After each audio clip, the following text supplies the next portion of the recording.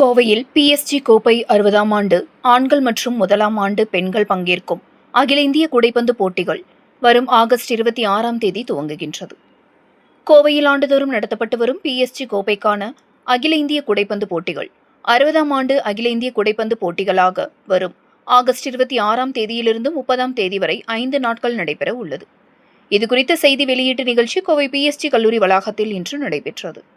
அப்பொழுது கோவை PSG கல்வி நிறுவனங்களின் நிர்வாக அரங்காவலர் கோபாலகிருஷ்ணன் மற்றும் PSG ஸ்போர்ட்ஸ் கிளப் தலைவர் முனைவர் ருத்ரமூர்த்தி ஆகியோர் கூறியதாவது: கோவை மாவட்டத்தில் கூடைப்பந்து போட்டிகள் மிகவும் பிரபலமாகி வருகின்றது. நமது மாவட்டத்தைச் சேர்ந்த விளையாட்டு வீரர்கள் மற்றும் வீராங்கனைகள் சிறப்பாக பயிற்சி பெற்று மாநில அளவிலும் தேசிய அளவிலும் சிறப்பான இடத்தை பெற்று வருகின்றனர். இதன் மூலம் அரசு நிறுவனங்கள், பொதுத்துறை நிறுவனங்கள் போன்றவற்றில் வேலைவாய்ப்பும் கிடைக்கின்றன.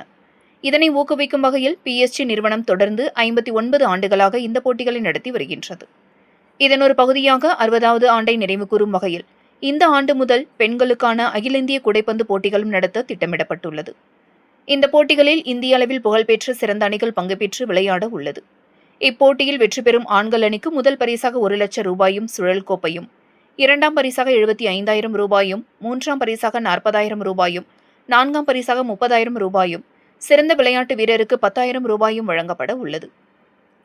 அதேபோல பெண்களுக்கான போட்டியில் முதல் பரிசாக 75,000 ரூபாயும் சுழல் கோப்பையும், இரண்டாம் பரிசாக 50,000 ரூபாயும் கோப்பையும், மூன்றாம் மற்றும் நான்காம் அணிகளுக்கு தலா 25,000 மற்றும் சிறந்த விளையாட்டு வீராங்கனைக்கு 10,000 என மொத்தமாக 4,35,000 பரிசு தொகையாக வழங்கப்பட உள்ளது.